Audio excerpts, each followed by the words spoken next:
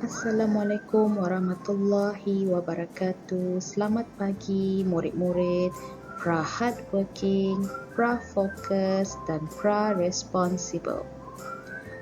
Hari ini Khamis 27 Januari 2022, kita akan belajar asuhan budi. Sebelum memulakan pelajaran, cikgu sarankan murid-murid menedahkan tangan, membaca surah Al-Fatihah dan doa sebelum belajar secara sendiri. Untuk pelajaran asuhan budi hari ini, kita akan melihat mengenai sikap rajin. Objektif pembelajaran kita hari ini adalah di akhir pengajaran, murid-murid akan dapat mengenal pasti sikap rajin.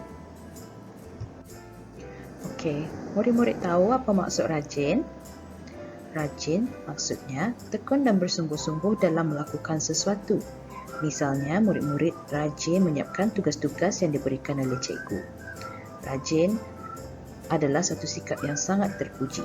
Murid-murid yang rajin akan memanfaatkan waktu dengan baik untuk perkara-perkara yang berfaedah.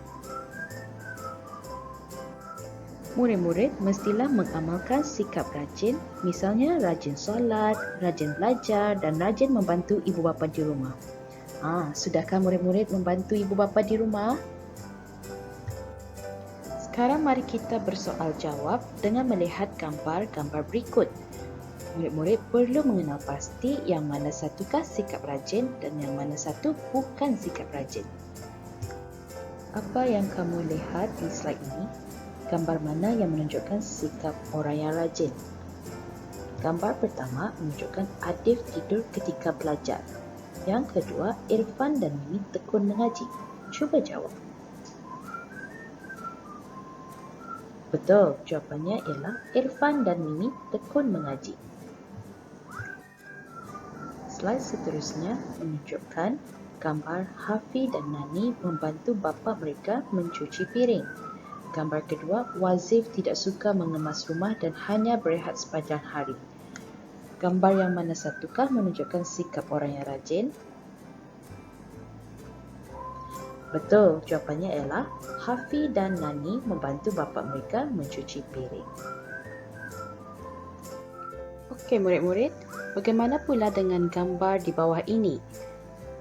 Gambar pertama menunjukkan Marwan bermain video permainan sepanjang hari. Gambar kedua, Salwa tekun belajar. Sila pilih mana satu gambar yang menunjukkan sikap rajin. Ya, gambar kedua, Salwa sedang tekun belajar.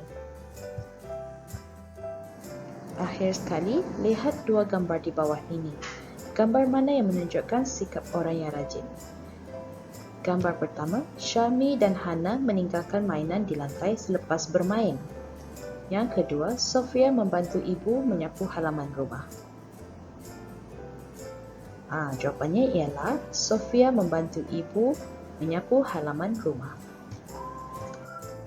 Murid-murid tahu sikap rajin ini akan membawa banyak kebaikan. Yang pertama, rajin beribadat, kita akan dapat pahala. Kedua, rajin belajar menjadikan murid seorang yang berilmu dan pintar.